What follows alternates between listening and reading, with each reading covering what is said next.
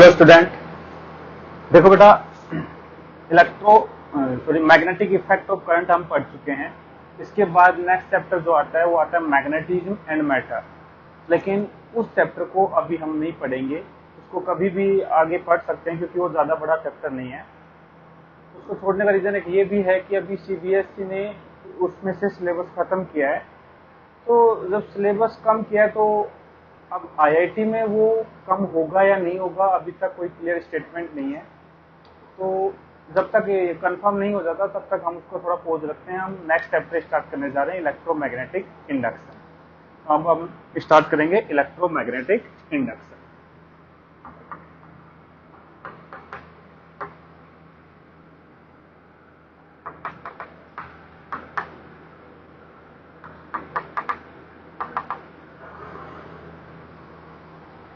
Electromagnetic induction, यदि इस chapter के बारे में बताएं बेटा तो आज हम इलेक्ट्रिसिटी देख रहे हैं, जितने ऐशो आराम की जिंदगी जी रहे हैं, जिसमें कूलर, पंखे, एसी और भी इलेक्ट्रिक इंस्ट्रूमेंट हैं अलग अलग। तो देखो इन सब के पीछे है एसी करंट, और एसी करंट को पैदा करने में जो रोल है वो है इलेक्ट्रोमैग्नेटिक इंडक्शन का।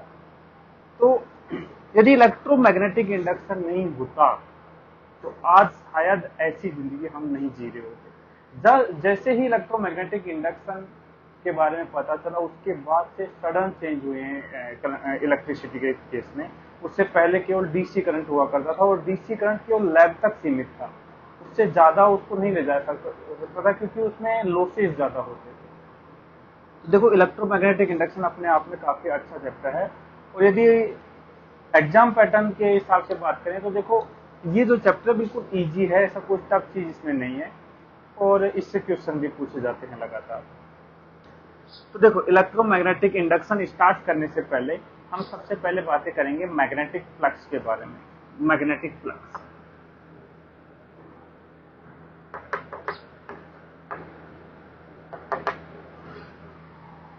देखो बेटा, जैसे इलेक्ट्रिक फ्लक्स होता है ऐसे ही मैग्नेटिक फ्लक्स होता है। याद करो, इलेक्ट्रिक फ्लक्स के बारे में बताया था इलेक्ट्रोस्टैटिक्स में कि किसी सरफेस एरिया से जितनी इलेक्ट्रिक फील्ड लाइंस पास करती हैं तो उनका जो नंबर होता है वो कहलाता है इलेक्ट्रिक फ्लक्स। अब बात आ रही है मैग्नेटिक फ्लक्स की। तो देखो, जैसे इलेक्ट्रिक फील्ड लाइंस होती हैं ऐसे ही मैग्नेटिक फील्ड लाइंस भी होती हैं। तो मैग्नेटिक फील्ड जो है उसको भी हम मैग्नेटिक फील्ड लाइन से रिप्रेजेंट करते हैं। तो देखो, सेम डेफिनेशन होगी यहाँ पे। कोई भी एक गिवन सरफेस एरिया होगा, उससे जितनी ज्यादा मैग्नेटिक फील्ड लाइंस क्रॉस करके जाएंगी, काट के जाएंगी उसको, उतना ही ज्यादा मैग्नेटिक फ्लक्स पास करता हुआ माना जाएगा। ठीक है, तो मैग्नेटिक फ्लक्स में नोट करेंगे, पहले ये हेडिंग डाल दो, फिर लिखो मैग्नेटिक फ्लक्स और उसमें नोट करेंगे। मैग्नेटिक फ्लक्स में नोट करेंगे, it is the number of magnetic field lines, it is the number of magnetic field lines crossing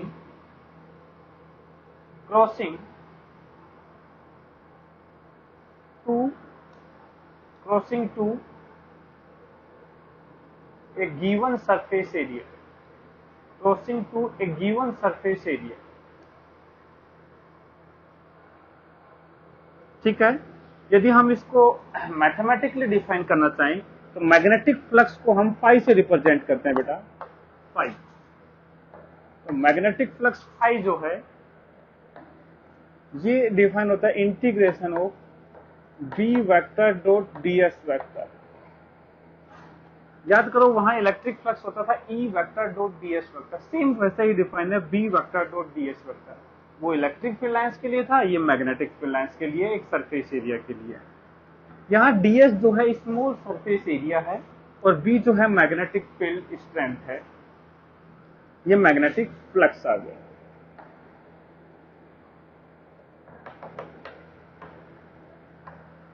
अब यदि बात करें बेटा, if magnetic field is uniform,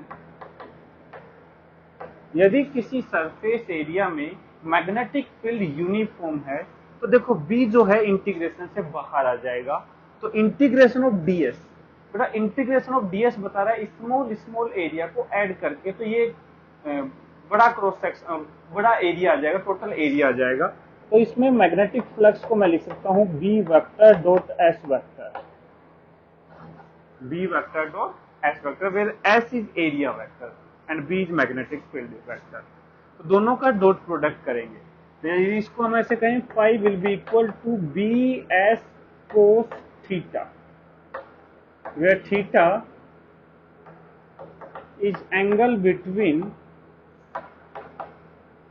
magnetic field and area vector। Magnetic field और area vector में जो angle है वो थीटा है, तो जो फ्लक्स है वो आएगा B S into cos theta, या फिर मैं कह सकता हूँ B vector dot S vector. अब एक बार इसके यूनिट की बात कर लेते हैं बेटा, ऐसा यूनिट, ऐसा यूनिट जो है बेटा इसकी वो होती है वेबर। और बेटा वेबर के अलावा देखो इसको ऐसा यूनिट मैग्नेटिक फील्ड की यदि बात करें तो मैग्नेटिक फील्ड की ऐसा यूनिट होती है टेस्ला, और एरिया की ऐसा यूनिट हो जाएगी मीटर स्क्वायर। तो इसको ऐसा बोल सकते हैं टेस्ला मीटर स्क्वायर। वेबर जो है वो टेस्ला मीटर स्क्वायर होता है, ये इसकी ऐसा यूनिट होगी। इसके अलावा देखो एक नोट करके छोटी सी बातें और लिख लेते हैं। मैग्नेटिक फील्ड की यदि बात करें तो ऐसा यूनिट होती है टेस्ला मैग्नेटिक फील्ड,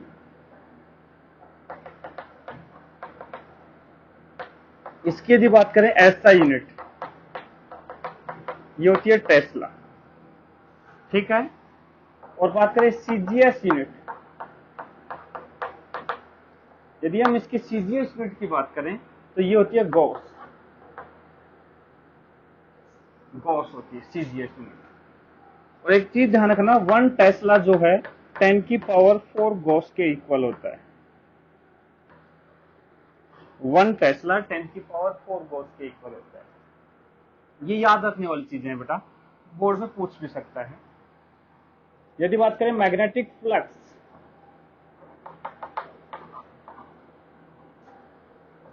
तो इसकी बेटा ऐसा यूनिट तो हमने बताया वो वेबर है, WB से रिप्रेजेंट करते हैं वेबर। और इसकी जो सीजीएस यूनिट है वो होती है मैक्सवेल, मैक्सवेल। और बेटा 1 वेबर जो होता है ये 10 की पावर 8 मैक्सवेल के इक्वल होता है। 1 वेबर इज इक्वल टू 10 की पावर 8 मैक्सवेल। एक्चुअल में जो मैक्सवेल है वो कुछ नहीं, टेस्ला की जगह वेबर, सॉरी गॉस, और मीटर की जगह सेंटीमीटर, तो गॉस इंटू सेंटीमीटर स्क्वायर। तो गॉस तो देखो 10 की पावर 4 था, और सेंटीमीटर, मीटर को यदि सेंटीमीटर में बदलोगे तो 10 की पावर 2 और उसका स्क्वायर है 10 की पावर 4, तो 10 की पावर 4 और 10 की पावर 4 हो जाएगा 10 की पावर 8। तो 1 वेबर इज इक्वल टू 10 की पावर 8 मैक्सवेल होता है। तो ये कुछ यूनिट के बारे में है, तो याद रख सकते हो, फील्ड की भी और मैग्नेटिक फ्लक्स की भी। तो इसको नोट कर लो बेटा, उसके आगे फिर हम कंटिन्यू करते हैं। नोट कर लिया होगा बेटा?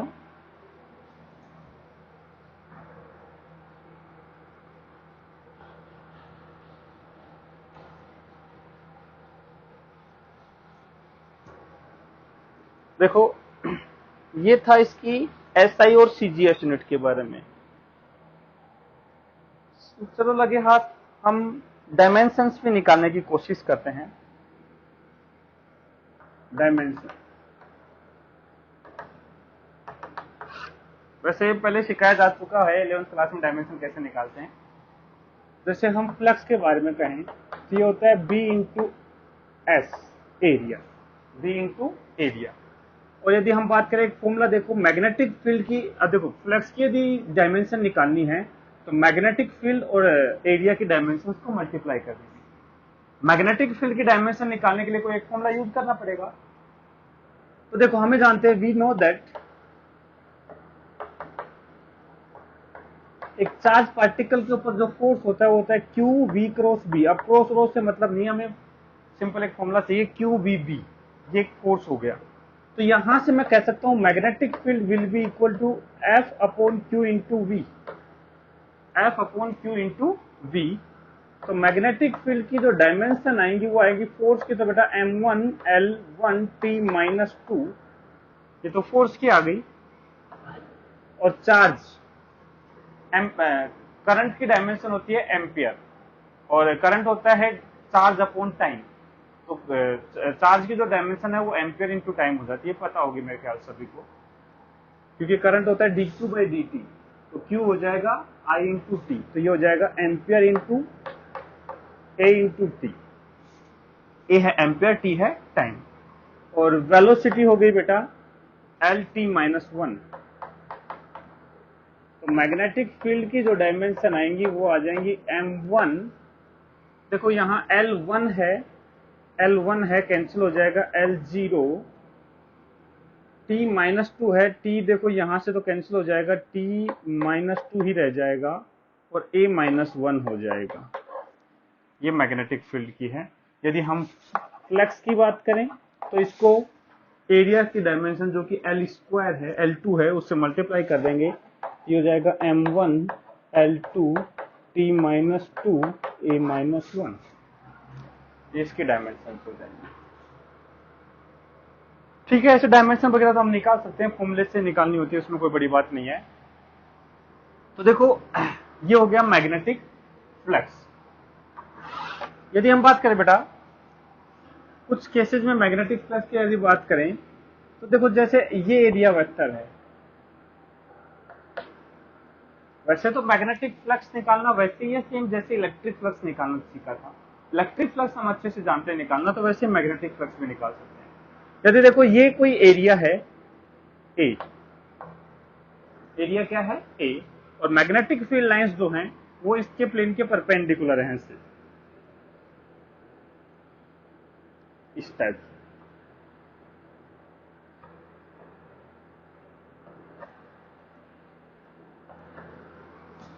यदि ये एंगल बेटा 90 डिग्री का है तो देखो जो एंगल है 90 डिग्री वो किस किस के बीच में है, वो है बेटा इस प्लेन के साथ मैग्नेटिक फील्ड का जो एंगल है वो 90 है। लेकिन हमें जो बी डॉट ए में एंगल चाहिए वो मैग्नेटिक फील्ड का एरिया वेक्टर के साथ एंगल चाहिए, और एरिया वेक्टर जो होता है बेटा इस प्लेन के परपेंडिकुलर होता है। तो एरिया वेक्टर और मैग्नेटिक फील्ड दोनों क्या हो गए, पैरेलल। तो यहाँ पे जो फ्लक्स आएगा वो आ जाएगा बी इंटू ए, सिंपल बी इंटू ए, मैग्नेटिक फील्ड इंटू एरिया, और जो एंगल है वो बन गया 0 डिग्री, और कोस 0 होता है बेटा 1। तो ये पहला केस हो गया। सेकंड केस ऐसे हो सकता है कि ये एरिया वेक्टर है, ऐसे ये बोर्ड के प्लेन के परपेंडिकुलर है और मैग्नेटिक फील्ड लाइंस इसके प्लेन में ऐसे हैं। तो इस बार ध्यान से देखोगे तो मैग्नेटिक फील्ड लाइंस इधर की तरफ है, एरिया जो है बेटा ए है, लेकिन इसका जो वेक्टर है वो ऊपर की तरफ आएगा, तो दोनों में एंगल 90 डिग्री हो जाएगा। तो फ्लक्स हो जाएगा B A into cos 90 degree, that will become 0। तो ध्यान से देखो ये वाला जो केस है इस प्लेन से पास कर रही है, इसको काट के नहीं जा रही है, इंटरसेक्ट करके करती हुई जानी चाहिए। हम ये कहेंगे कि ये जो फील्ड लाइंस है तो इस प्लेन से पास होंगी सीधी, इसको इंटरसेक्ट करके नहीं जा रही, इसलिए फ्लक्स क्या हो गया, 0। थर्ड केस यदि बात करें तो देखो जैसे ये एरिया है और मैग्नेटिक फील्ड लाइंस इससे किसी एंगल पे ऐसे हैं,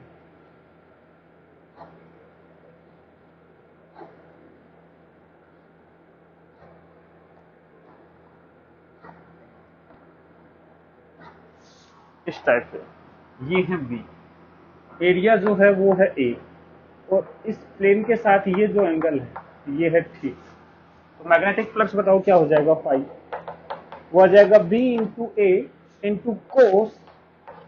देखो बेटा यहाँ जो एंगल है वो मैग्नेटिक फील्ड और एरिया वेक्टर में चाहिए, तो मैग्नेटिक फील्ड और एरिया वेक्टर तो इस प्लेन के परपेंडिकुलर होता है बेटा।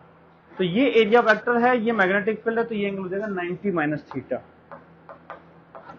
तो मैग्नेटिक फ्लक्स जो है वो आ जाएगा B A into sine theta.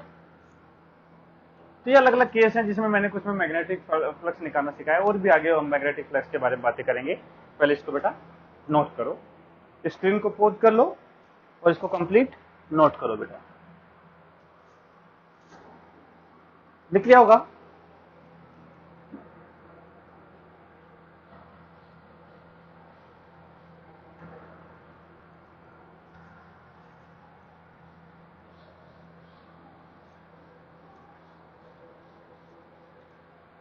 से आगे बात करें,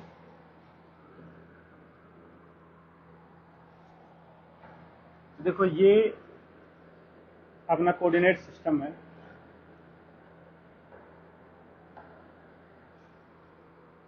यहां पे मैं 3 एरिया लेता हूं। एक एक्स वाई प्लेन में लेंगे ये एरिया,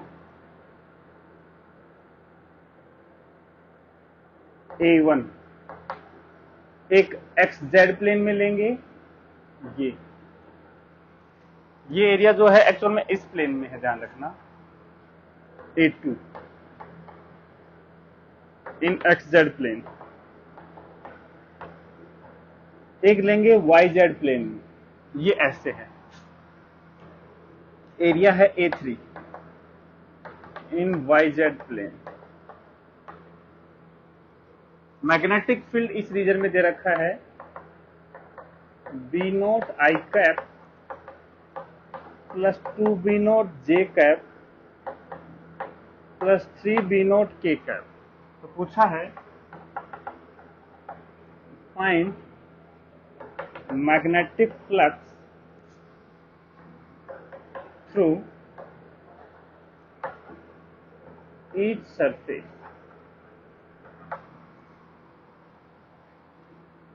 तो देखो बात करते हैं मैग्नेटिक फ्लक्स की। जैसे सबसे पहले इस सरफेस में बात करें, φ1 A1 सरफेस से कितना फ्लक्स पास कर रहा है, तो हम कहेंगे B vector dot A vector. तो देखो φ1 आ जाएगा, मैग्नेटिक फील्ड तो हमें दे रखा है B naught i cap 2 B naught j cap 3 B naught k cap. बस एरिया वेक्टर को एरिया को वेक्टर फॉर्म में लिखना अपने को। तो एरिया का मैग्नीट्यूड तो है A1, लेकिन इसकी डायरेक्शन की बात करें तो बेटा देखो डायरेक्शन जो है इसके प्लेन के परपेंडिकुलर होगी। अब बात आती है परपेंडिकुलर, तो बेटा आउटवर्ड भी हो सकती है और इनवर्ड भी हो सकती है। तो जो ओपन एरिया जो होता है उसकी डायरेक्शन हम चाहे जिधर मान सकते हैं, आउटवर्ड भी और इनवर्ड भी। लेकिन यदि क्लोज एरिया होता तो आउटवर्ड डायरेक्शन को पॉजिटिव बोला जाता है एक सरफेस से आउटवर्ड, और इनवर्ड डायरेक्शन को निगेटिव बोला जाता है। लेकिन ये एक सिंपल ओपन एरिया है, तो इस केस में हम ऐसा कुछ नहीं बोल सकते। तो किसी भी डायरेक्शन को पॉजिटिव मान सकते हैं अपनी इच्छा से, या फिर वो देगा।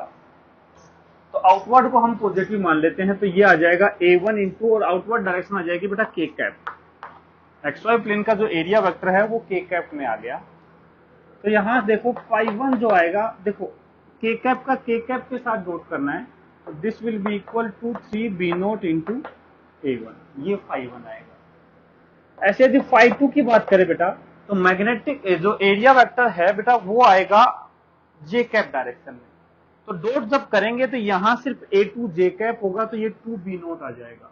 ये हो जाएगा 2 B note A2, 2 B naught into A2। जे कैप नहीं आएगा क्योंकि डॉट में वो खत्म हो जाएगा, स्केलर क्वांटिटी आएगी। φ3 की यदि बात करें तो इस केस में देखो एरिया वेक्टर एक्स डायरेक्शन में आ जाएगा। तो एक्स डायरेक्शन का जो कंपोनेंट है मैग्नेटिक फील्ड का वो है B नोट, तो this will be equal to B naught into A3, ये फ्लक्स होगा। तो इस टाइप से मैग्नेटिक फ्लक्स हम निकाल सकते हैं। ऐसा ही सेम क्वेश्चन हमने इलेक्ट्रोस्टैटिक्स में भी किया था, सेम उसी चीज को रिपीट किया है। इसके अलावा भी कुछ केसेस में मैग्नेटिक फ्लक्स निकालना हमें आना चाहिए, उसको हम आगे देखेंगे। पहले स्क्रीन को पॉज करके बेटा इसको कंप्लीट नोट कर लो। नोट करेंगे इसको, लिख लिया होगा बेटा।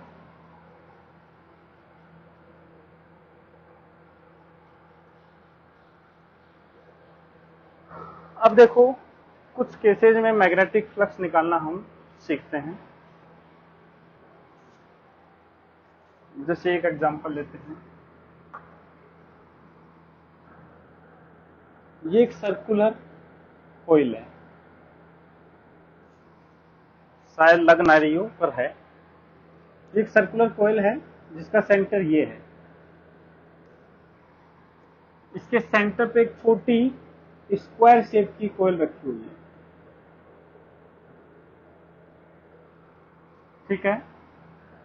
इस सर्कुलर कॉइल की रेडियस जो है वो कैपिटल R है, और इसकी जो साइड है वो A है। इसमें बेटा नंबर ऑफ टर्न N1 है, इसमें नंबर ऑफ टर्न N2 है। Total number of turn, N1 है number of turns in bigger coil, N2 है number of turns in smaller coil. ठीक है, R इसकी रेडियस है। अब देखो बाहर वाली में जो करंट है वो किसी भी एक डायरेक्शन में बोल दिया मैंने, ये I करंट है, जो बाहर वाली कोयल है इसमें करंट I फ्लो कर रहा है। तो पूछा है find magnetic flux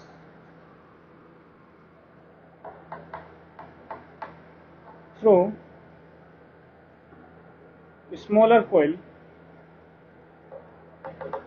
due to bigger coil. देखो बेटा सिंपल सी बात है, इस बड़ी वाली कोयल में करंट फ्लो कर रहा है, यदि इसमें करंट है तो यहाँ पे मैग्नेटिक फील्ड होगी, इसके कारण अंदर मैग्नेटिक फील्ड है, अंदर एक छोटी कोयल है। ये दे रखा है गिवन दैट जो रेडियस है वो बहुत ज्यादा बड़ी है as compare to side length of square coil, A के रेस्पेक्ट में आर जो है वो बहुत बड़ा है। मतलब ये जो कोयल है ये बड़ी है और ये जो लूप रखा है अंदर ये बहुत छोटा लूप रखा हुआ है। अब देखो इस लूप के अंदर मैग्नेटिक फ्लक्स निकालना है अपने को इसके कारण। अब देखो बेटा ऐसा क्यों दिया है हमें कि रेडियस बहुत बड़ी है, क्योंकि बेटा एक सर्कुलर कोयल के कारण हम मैग्नेटिक फील्ड का जो फॉर्मूला है केवल सेंटर पे जाते हैं।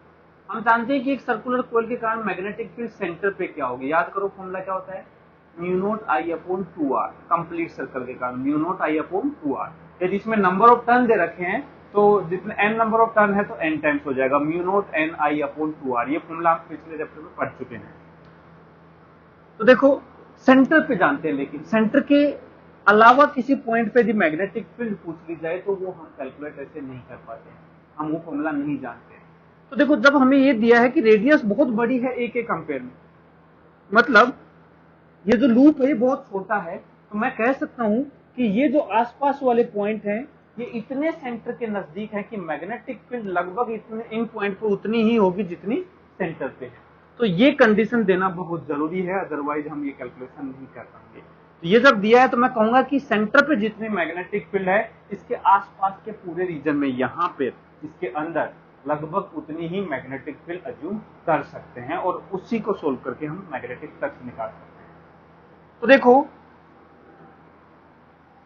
इस चीज का ध्यान रखना कि ये कंडीशन क्यों दी है हमें, ठीक है।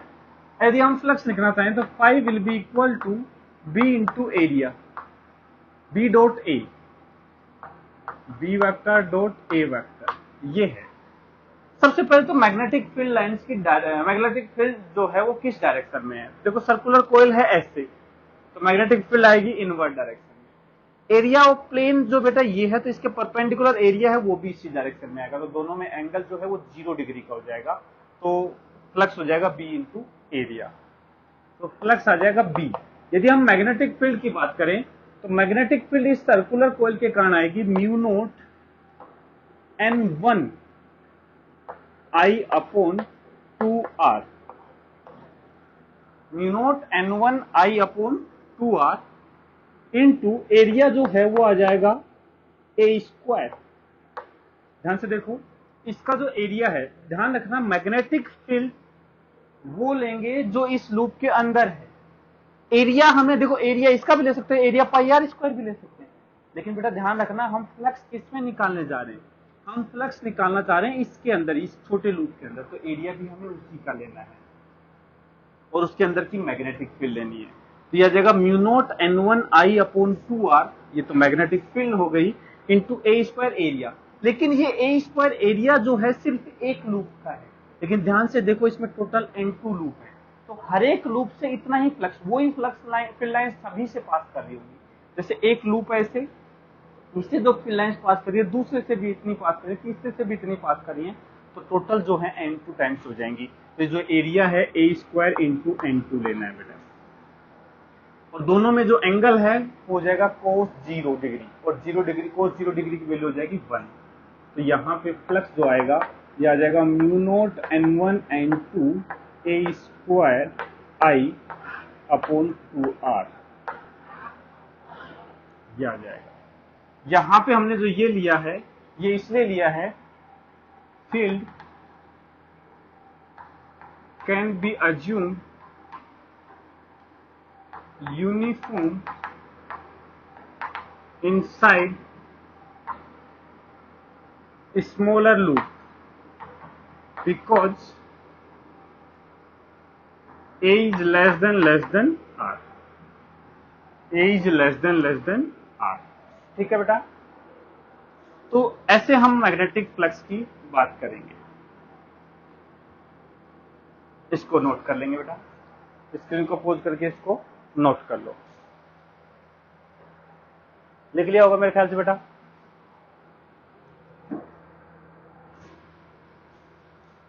ऐसे देखो कुछ क्वेश्चन और कर लेते हैं प्रैक्टिस के लिए, क्योंकि यदि इस चैप्टर में मैग्नेटिक फ्लक्स हमें अच्छे से निकालना आ गया तो ये चैप्टर बड़ा आसान है, क्योंकि इस पूरे चैप्टर में मैग्नेटिक फ्लक्स का ही बड़ा रोल। तो एक क्वेश्चन और करते हैं। इस बार हम एक स्क्वायर लूप लेते हैं।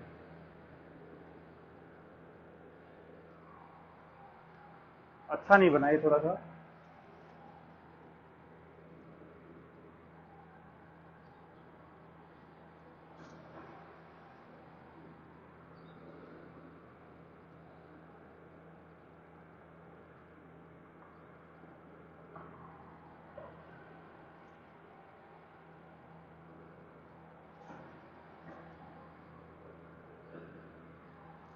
ये एक स्क्वायर लूप है जिसकी साइड लेंथ जो है वो a है,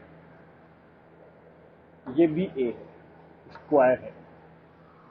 इसके सेंटर पर एक सर्कुलर कॉइल रखी हुई है, दोनों कंसेंट्रिक हैं। इसकी रेडियस स्मॉल r, बाहर वाले लूप में I करंट पास कर रहा है। Number of turn N1 N2 ले भी सकते हैं, और मान लो नहीं भी ले रखे होंगे तो दोनों के नंबर ऑफ टर्न से मल्टीप्लाई करना और कुछ नहीं। मान लो नहीं दे रखे अपने नंबर, सिंगल टर्न वाले हैं। और ये दे रखा है small r is less than a। Small r जो है a से बहुत छोटा है, तो बोला है फाइंड मैग्नेटिक फ्लक्स थ्रू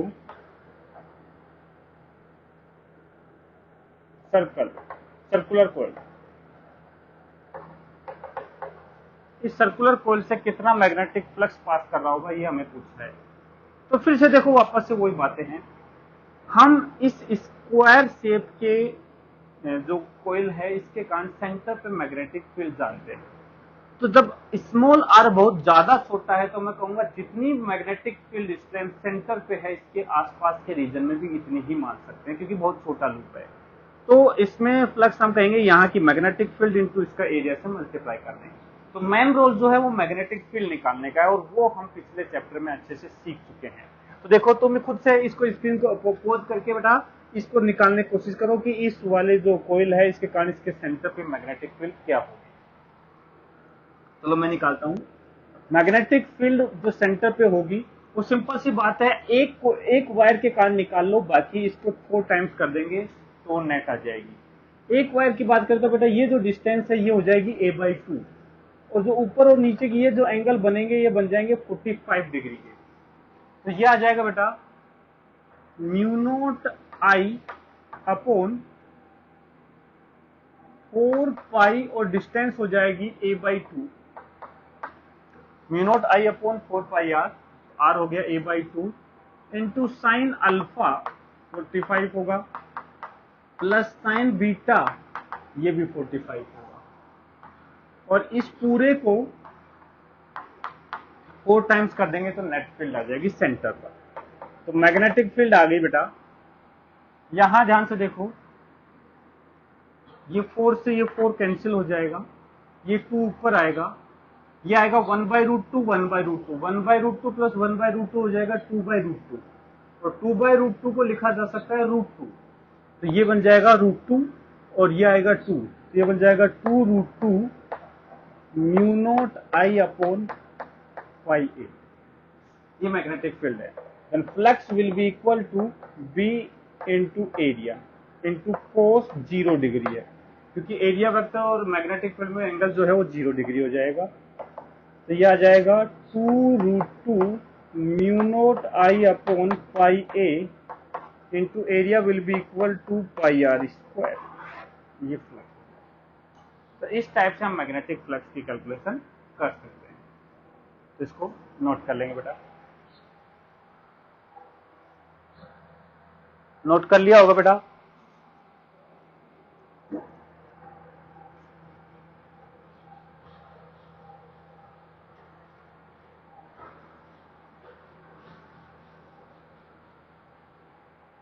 इसके बाद देखो, जैसे केस करते हैं, ये एक सर्कुलर कोयल है,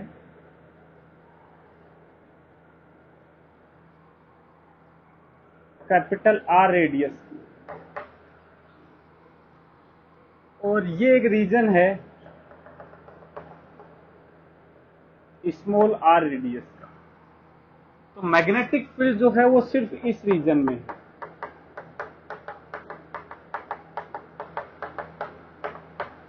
मैग्नेटिक फील्ड सिर्फ अंदर वाले रीजन में है, बी। बाहर यहां कुछ मैग्नेटिक फील्ड नहीं है। ये एक लूप रखा हुआ है, ठीक है, circular loop. Find magnetic flux through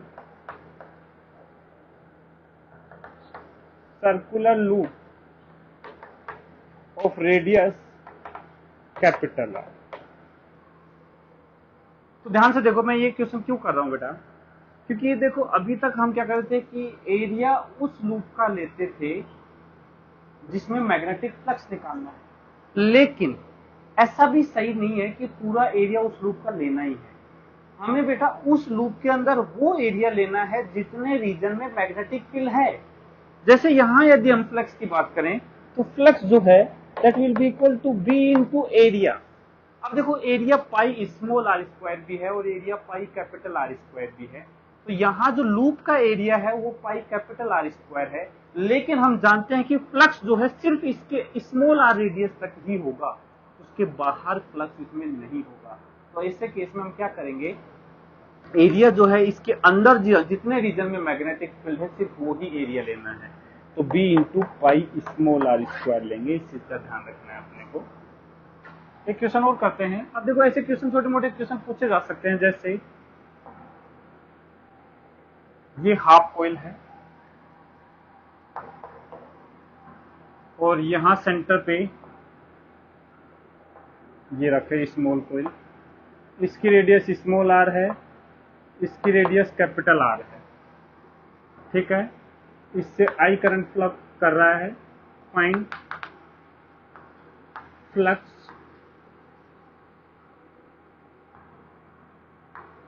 through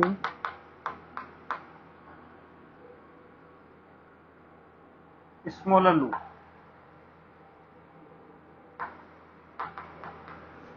और ये दे रखा है small R less than capital R, तभी हम इसको सोल्व कर सकते हैं।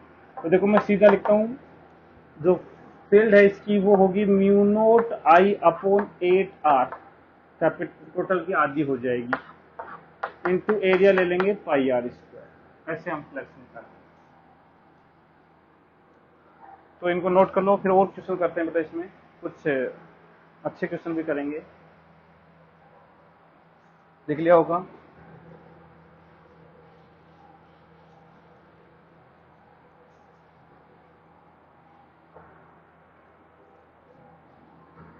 जैसे एक क्वेश्चन ये करते हैं,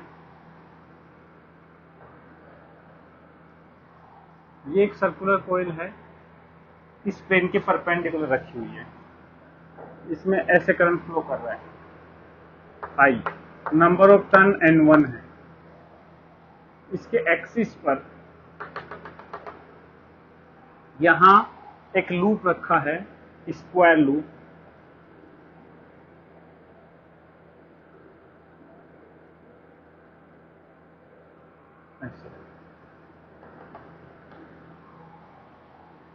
लेकिन बेटा ये जो लूप है इसका जो एरिया वेक्टर है वो इधर की तरफ है ऐसे, और जो एक्सिस है वो ऐसे है, दोनों में ये जो एंगल है थीटा है। स्क्वायर लूप है, डायमेंशन ए है, इसकी साइड लाइन जो है वो ए है, और इसकी जो रेडियस है वो कैपिटल आर है। इसमें नंबर ऑफ टर्न जो है वो N2 दे रखे हैं। ठीक है, ध्यान से समझो ये कैसे है, मैं समझाने की कोशिश करता हूं। ये सर्कुलर लूप है, ये इसकी एक्सिस है। अब एक्सिस पे जो एरिया है उसको ऐसे परपेंडिकुलर ऐसे भी रखा जा सकता था, लेकिन इसको एक किसी एंगल पे घुमा के रखा हुआ है, ऐसे ना रख के ऐसे रोटेट करके रखा हुआ है। और जो एक्सिस है और इसको रोटेट किया तो जो इसका एरिया वेक्टर है, दोनों में जो एंगल है वो थीटा डिग्री का रखा हुआ है यहाँ पे। ये तो इसको ऐसे ना रख के थोड़ा सा ऐसे रोटेट किया हुआ है। ठीक है, तो ध्यान से देखो बेटा, हमें फ्लक्स निकालना है इस लूप से। Find flux through smaller loop. ये दे रखा है कि जो स्मॉल ए है वो लेस देन कैपिटल आर है। ये जरूरी है बेटा कि जो लूप है वो बहुत छोटा है, तो इसी कारण हम कहेंगे कि इसकी एक्सिस पर जितनी मैग्नेटिक फील्ड होगी इसके आसपास के रीजन में भी उतनी ही मैग्नेटिक फील्ड होगी। तो फ्लक्स जो है इस बार आ जाएगा, देखो एक्सिस में मैग्नेटिक फील्ड का फॉर्मूला याद हो, mu naught I R square upon 2 R square plus X square, ये डिस्टेंस एक्स है, R square plus X square की पावर 3/2, ये मैग्नेटिक फील्ड आ गई। इनटू एरिया जो है वो आ जाएगा ए स्क्वायर। इसमें नंबर ऑफ टर्न बेटा N1 हो जाएंगे और इसमें नंबर ऑफ टर्न N2 हो जाएंगे, लेकिन यहाँ बी वेक्टर जो है एक्सिस के अलोंग आएगा और एरिया वेक्टर इधर आएगा, तो दोनों में एंगल जो है थीटा है, तो ये बन जाएगा कोस थीटा। ठीक है बेटा, तो ये चीज का ध्यान रखना है अपने को। ये फ्लक्स होगा mu naught N1 I R square upon 2 R square plus X square की पावर 3/2, ये फील्ड होगी, ये एरिया हो गया और ये दोनों में एंगल हो गया। हाँ, वो बात अलग है कि इसकी देखो यहाँ मैंने स्पेसिफाई नहीं किया कि बी वेक्टर इधर आएगा उधर आएगा, उससे सिर्फ साइन चेंज होगा, एक केस में पॉजिटिव तो एक केस में नेगेटिव। लेकिन अपने को यहाँ इस एरिया वेक्टर की डायरेक्शन इधर ना लेके फिर उधर ले लेते, वो स्पेसिफाई करेगा। तो मैंने सिंपल कोस थीटा ही लिखा है क्योंकि वो पॉजिटिव कंसिडर करना है अपने को, एरिया वेक्टर जो एंगल है वो 90 से कम ही कंसिडर करना है। तो ये आ गया फ्लक्स इस स्मॉल में। तो इस एंगल का भी हमें ध्यान रखना है, कभी किस केस में एंगल भी आ सकता है। तो ये तो सारे केस वो थे जब मैग्नेटिक फील्ड जो है वो यूनिफॉर्म होगी, लेकिन कोई केस ऐसा भी आ सकता है जब मैग्नेटिक फील्ड नॉन यूनिफॉर्म हो जाए, मतलब पोजीशन के हिसाब से मैग्नेटिक फील्ड चेंज हो रही हो, तो टोटल मैग्नेटिक फ्लक्स निकालने के लिए हमें इंटीग्रेशन की हेल्प लेनी पड़ेगी। वहां जो फॉर्मूला है B vector dot A vector वो ना लग करके B vector dot D S vector का इंटीग्रेशन वाला लगेगा। जैसे एक क्वेश्चन करते हैं बेटा, ये एक इनफाइनाइट वायर है, लॉन्ग वायर भी बोल सकते हैं, इससे आई करंट फ्लो कर रहा है, यहां से कुछ दूरी पर एक लूप रखा हुआ है,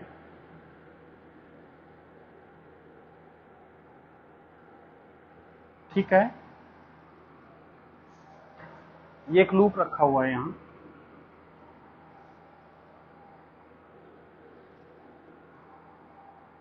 ये डिस्टेंस d है, ये लेंथ l है, स्क्वायर क्रॉस सेक्शन का लूप रखा हुआ है,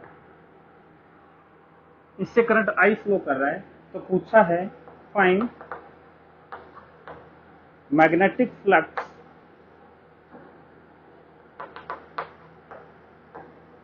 थ्रू लूप, इस लूप से मैग्नेटिक फ्लक्स पूछा है। तो अब देखो इस केस में क्या है बेटा, इस वायर के कारण हमें पता है इस पूरे लूप में जो मैग्नेटिक फील्ड स्ट्रेंथ है वो पोजीशन के हिसाब से चेंज होगी, जैसे जैसे दूर जाएंगे मैग्नेटिक फील्ड स्ट्रेंथ घटती चली जाएगी। तो इस बार फ्लक्स निकालने के लिए हमें इंटीग्रेशन करना पड़ेगा। तो देखो ऐसा क्वेश्चन हम पहले भी कर चुके हैं कि यहाँ से एक्स डिस्टेंस पे जाएंगे और एक ऐसा एलिमेंट ले लेंगे dx विड्थ का, ये जो विड्थ है बेटा ये dx हो जाएगी, ठीक है, लेकिन इसकी जो ये लेंथ है l हो जाएगी, तो ये एक एरिया बन जाएगा स्मॉल एरिया। तो एक रेक्टेंगुलर एरिया बन गया बेटा, ये लेंथ हो गई l और ये विड्थ हो गई dx, तो एरिया हो गया l dx। तो देखो यहाँ पे d फाई तो मैं कहूंगा बी, इसके कारण एक्स डिस्टेंस पे मैग्नेटिक फील्ड आएगी mu naught I upon 4 pi x, mu naught I upon 4 pi x into area जो है इसका हो जाएगा एल डी एक्स। जो एंगल है बेटा मैग्नेटिक फील्ड यहाँ पे इनवर्ट डायरेक्शन में आएगी, एरिया भी इनवर्ट आ जाएगा, तो एंगल दोनों में जीरो, तो cos 0 1 हो जाएगा। एल डी एक्स दोनों तरफ क्या कर देंगे इंटीग्रेट, लिमिट जो है x के ऊपर वो d से लग जाएंगी d प्लस एल का, तो phi will be equal to mu naught I L upon 4 pi L N D plus L upon L, sorry D plus L upon D. तो mu naught I L upon 4 pi L N D plus L upon D, ये magnetic flux बन जाएगा। तो देखो ये कुछ case थे जिसमें हमने मैग्नेटिक फ्लक्स निकालना सीखा है, ये आगे भी काम आएगा, तो इसकी अच्छे से प्रैक्टिस कर लेना एक बार, ठीक है बेटा। इसको नोट करो और थोड़ा सा मैग्नेट के बारे में और बातें करेंगे, इसको नोट कर लो। नोट कर लिया होगा बेटा?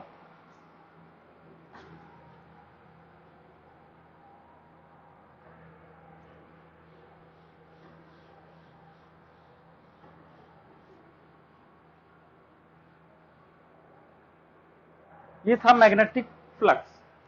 इसके बाद देखो इलेक्ट्रोमैग्नेटिक इंडक्शन के बारे में समझने से पहले हम थोड़ा सा मैग्नेट के बारे में बातें कर लेते हैं। वैसे मैग्नेट के बारे में मैं जो अभी हमने चैप्टर छोड़ दिया मैग्नेटिज्म वाला, उसमें बातें करते हैं, लेकिन कोई नहीं, जो काम की बातें हम यहाँ पे कर लेते हैं।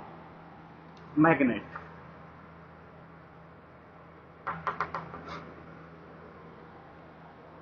देखो बेटा ये एक मैग्नेट है, बार मैग्नेट बोलते हैं इसको, बार मैग्नेट एक रोड की शेप में है ये। एक मैग्नेट में दो पोल होते हैं बेटा, दो पोल होते हैं, ये नॉर्थ पोल है, ये साउथ। तो एक मैग्नेट में हमेशा दो पोल होंगे, एक नॉर्थ पोल होगा और दूसरा साउथ पोल होगा। कितनी भी छोटी मैग्नेट ले लो, हमेशा उसमें दो ही पोल होंगे, एक नॉर्थ पोल और एक साउथ पोल। ये जो लेंथ है बेटा एल है टोटल, और दोनों पोल के बीच की जो ये लेंथ है बेटा, इसको हम एल इफेक्टिव बोल देते हैं। एल इफेक्टिव, एक्चुअल में एल इफेक्टिव जो है बेटा वो थोड़ा सा छोटी होती है एल से। यदि हम बात करें तो एल इफेक्टिव जो है वो लगभग 5/6 टाइम्स ऑफ एल होता है। यहां सिर्फ मैं एक बात बताना चाह रहा हूं कि ये जो नॉर्थ पोल और साउथ पोल है, ये इस बार मैग्नेट के जस्ट एंड पॉइंट पर नहीं होते हैं, थोड़ा सा अंदर होते हैं, यहाँ पे थोड़ा सा अंदर, दोनों तरफ थोड़ा अंदर होते हैं, तो थोड़ी सी लेंथ L/6 दोनों साइड से गायब हो जाती है। तो टोटल लेंथ का 5/6 लगभग आइडिया है, ये इतना होती है एल इफेक्टिव लेंथ जो है। इसके अलावा देखो एक होता है पोल स्ट्रेंथ।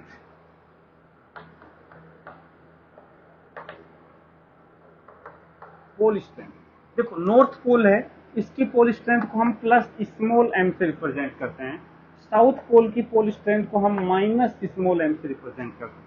तो ये पोल स्ट्रेंथ है स्मॉल एम, ठीक है। इस पोल स्ट्रेंथ की जो एसआई यूनिट है वो एम्पियर इंटू मीटर होती है, एम्पियर इंटू मीटर। जो नॉर्थ पोल है वो प्लस एम होता है और साउथ पोल है माइनस एम होता है। यदि इस चीज को इलेक्ट्रोस्टैटिक से कंपेयर किया जाए तो बेटा नॉर्थ पोल जो है प्लस एम, ये ऐसे ट्रीट होता है जैसे plus Q charge. South pole minus M जो है ऐसे है जैसे माइनस क्यू चार्ज, जैसे प्लस क्यू माइनस क्यू है ऐसे ही प्लस एम माइनस एम है यहाँ पर। इसको हम यहाँ पोल स्ट्रेंथ बोल देते हैं। इसकी जो एसआई यूनिट है वो एम्पियर इंटू मीटर होती है। अब देखो बेटा, एक होता है इस मैग्नेट का magnetic movement, magnetic movement.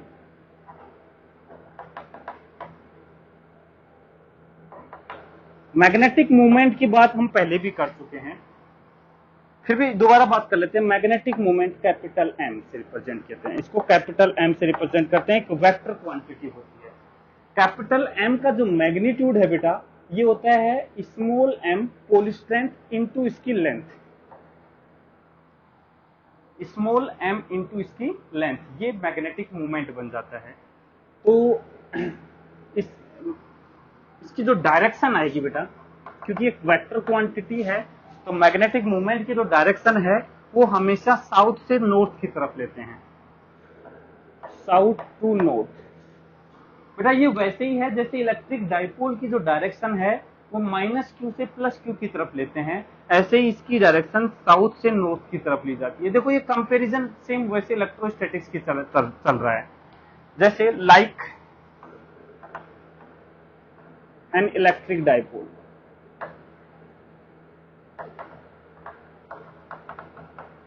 Electric dipole में क्या होता था, -q से +q, यहाँ होगा -q मतलब यहाँ साउथ और +q मतलब नॉर्थ, तो साउथ से नॉर्थ की तरफ इसकी डायरेक्शन होती है। इसका जो मैग्नीट्यूड है वो स्मॉल m इंटू एल के इक्वल होता है। ये L बेटा L इफेक्टिव है, L क्या है, L इफेक्टिव। L इफेक्टिव है जो +m और -m है उनके बीच की स्पेस, जो मिनिमम डिस्टेंस है वो ये वाली डिस्टेंस L इफेक्टिव होती है। इसके अलावा बेटा इसकी SI यूनिट की बात करें, SI unit of magnetic moment,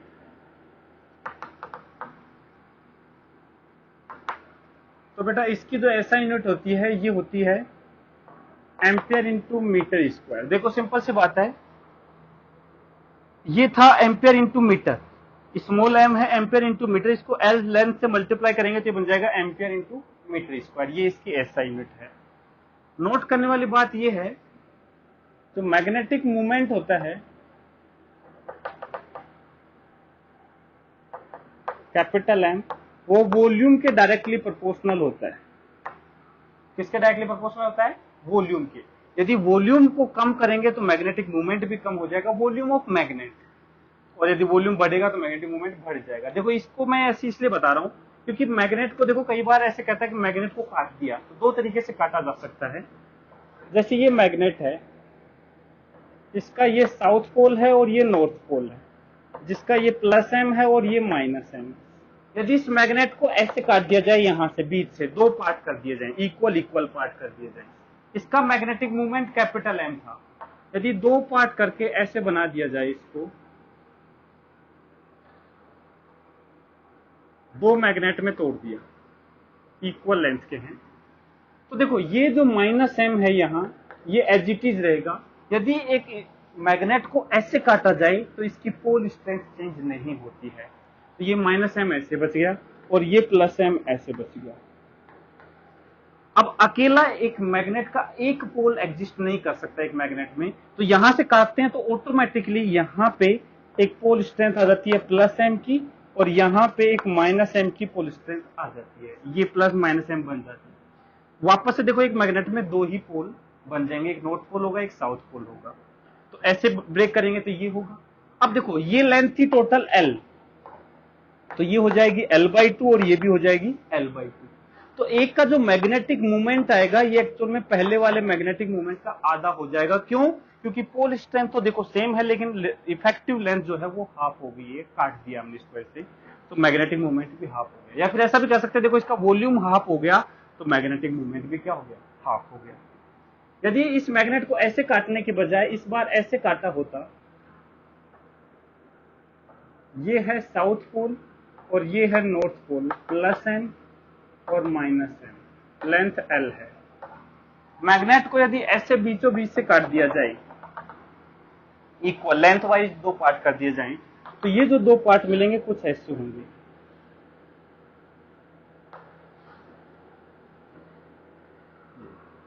तो बेटा यहां पे देखो साउथ पोल दो पार्ट में बट गया, नॉर्थ पोल भी दो पार्ट में बट गए, तो ये जो नॉर्थ पोल है बेटा +m/2 का हो जाएगा और ये भी +m/2 का हो जाएगा, ऐसे दो हिस्सों में बढ़ जाएंगे, पोल स्ट्रेंथ हाफ हाफ बढ़ जाएगी दोनों में, लेकिन लेंथ जो है अभी भी L ही है।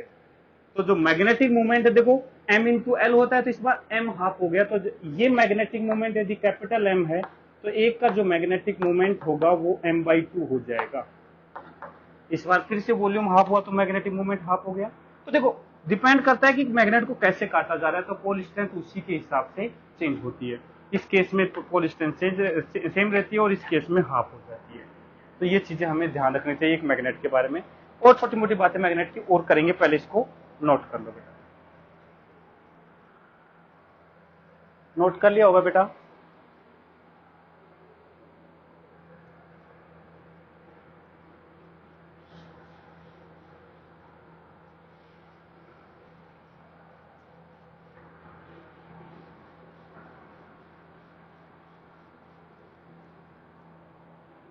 अब देखो मैग्नेटिक फील्ड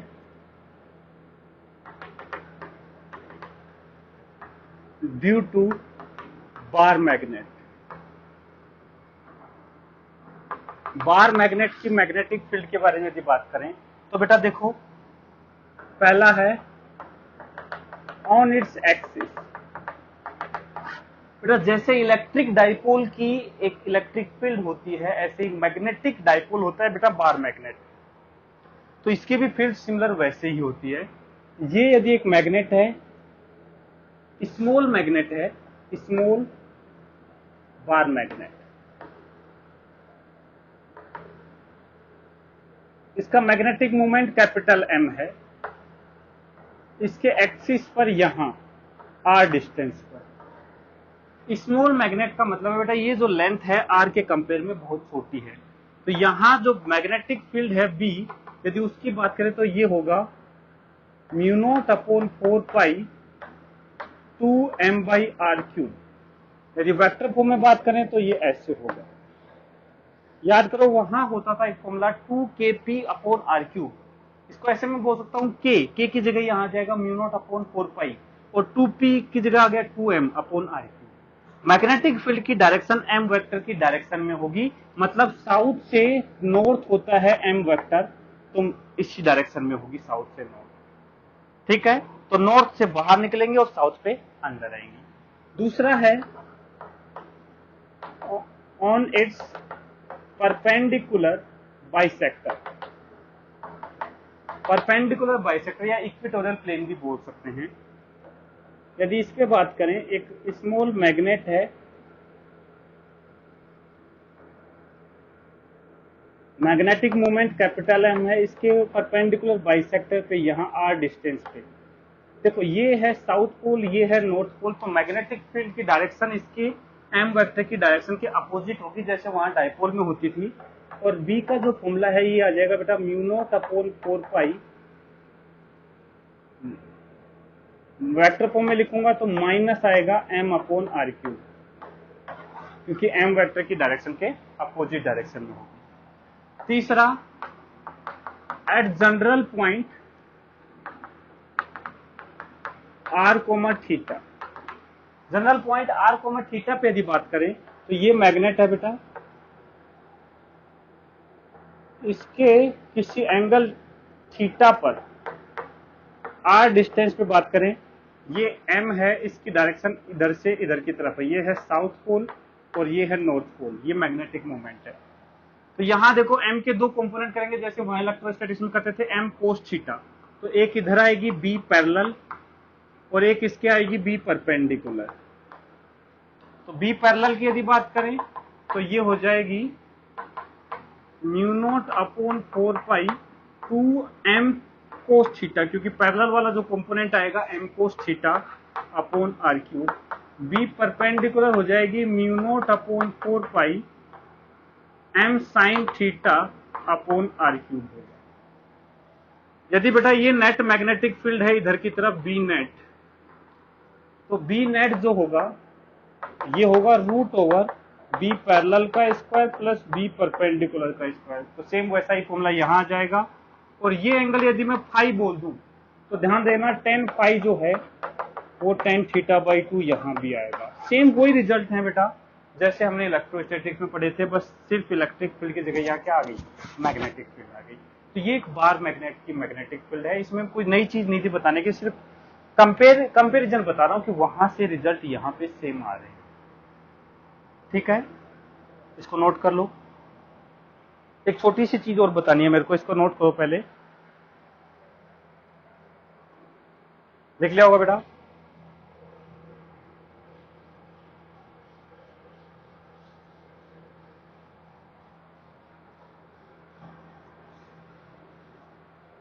देखो हमने एक करंट कैरिंग लूप का भी मैग्नेटिक मूवमेंट निकालना सीखा था।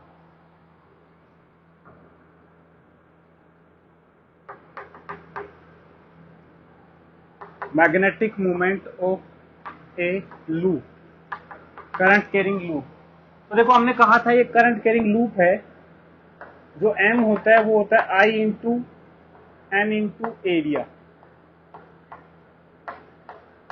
ये मैग्नेटिक मूवमेंट होता है आई एन इंटू एरिया, ये हम सीख चुके हैं वैसे भी। इसका मतलब जैसे यदि मैं बात करूं, ये एक कोइल है, या फिर मैं इसको इसी प्लेन में बनाता हूं, ये कोइल है बेटा, इसका एरिया ए है, तो करंट यदि इसमें आई फ्लो कर रहा है ऐसे क्लॉकवाइज, तो मैग्नेटिक मूवमेंट जो होगा वो आई इंटू एरिया हो जाएगा, इसमें कोई दिक्कत नहीं है।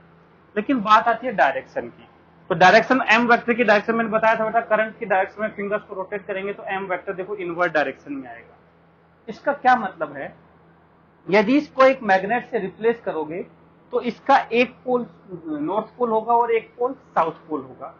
जैसे सपोज ये एक कोइल है बेटा, यदि इसमें करंट ऐसे है इस डायरेक्शन से, मान लो ऐसे, तो देखो यहां इसको हम इस रिप्लेस करेंगे एक मैग्नेट से, तो इसका एम वेक्टर यदि इधर आ रहा है तो इसका भी एम वेक्टर इधर आना चाहिए, तो यहां पे नॉर्थ पोल होना चाहिए और यहां पे साउथ पोल होना चाहिए, ऐसा होना चाहिए बेटा।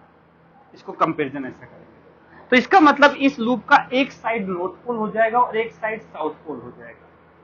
जैसे हम यदि इस प्लेन में बात करें तो ऐसे है, तो देखो मैग्नेटिक मूवमेंट जो है इनवर्ट डायरेक्शन में आएगा, इसका मतलब नॉर्थ पोल होगा अंदर की तरफ और साउथ पोल होगा ये बाहर वाला। तो अब इसको हम क्या करते हैं कि जो यदि हम इस साइड से देख रहे हैं तो हमें इस मैग्नेट का साउथ पोल दिखाई देगा, यदि इसी को हम अंदर वाली साइड से देखते हैं तो हमें मैग्नेट का नॉर्थ पोल दिखाई देगा उस तरफ। तो इसको याद रखने के लिए क्या तरीका है, ये है बेटा साउथ पोल बनेगा, तो इसको देखो ऐसा है, तो ध्यान से देखो क्लॉकवाइज करंट, तो देखो ये भी क्लॉकवाइज रोटेशन, साउथ का देखो यहाँ पे एरो मैंने इसलिए बनाया है कि देखो क्लॉकवाइज रोटेशन दिखा रहा है, तो ये साउथ पोल बन जाएगा। यदि कोई लूप ऐसा है जिसमें करंट एंटी क्लॉकवाइज, इधर से देखने पे, हमारी तरफ से देखने पे करंट एंटी क्लॉकवाइज फ्लो कर रहा है ऐसे, इसमें क्लॉकवाइज था इसमें एंटी क्लॉकवाइज है, तो इसका इधर की तरफ जो है बेटा नॉर्थ पोल बनने वाला है। तो यहां देखो नॉर्थ को मैं ऐसे दिखा रहा हूं, नॉर्थ एन, तो देखो नॉर्थ ऐसे है, तो ध्यान से देखना ये क्लॉकवाइज मतलब ये वाली साइड जो है साउथ पोल बनेगी और ये एंटी क्लॉकवाइज मतलब ये वाली साइड नॉर्थ पोल बनेगी इस मैग्नेट की। ये एक लूप जो है एक मैग्नेट की तरह बिहेव करेगा, तो उस मैग्नेट का हमारी तरफ कौन सा पोल होगा वो इस चीज से बताया जाता है, ये हम काम में लेंगे बाद में आगे, तो इस चीज का हमें ध्यान रखना है। इसके अलावा magnetic field lines of bar magnet, bar magnet की मैग्नेटिक फील्ड लाइंस कैसी होती है उसके बारे में बात करें तो ये एक बार मैग्नेट है बेटा, ये साउथ पोल है और ये नॉर्थ पोल है। तो ध्यान रखना मैग्नेटिक फील्ड लाइंस हमेशा नॉर्थ पोल से बाहर निकलती है, जैसे प्लस के हिसाब से आउटवर्ड आती है ऐसे ही नॉर्थ से बाहर निकलेंगे और साउथ पे खत्म होंगी। लेकिन इलेक्ट्रोस्टैटिक जो फील्ड लाइंस होती थी बेटा वो क्लोज लूप नहीं बनाती थी, लेकिन ये फील्ड लाइंस क्लोज लूप बनाती हैं। वो कैसे बेटा, यहाँ पे ये फील्ड लाइंस हमेशा से बाहर निकलेंगी और यहाँ पे ये अंदर आएंगी, यहां से ये ऐसे जाएंगे ऐसे, यहां से ये ऐसे आएंगे,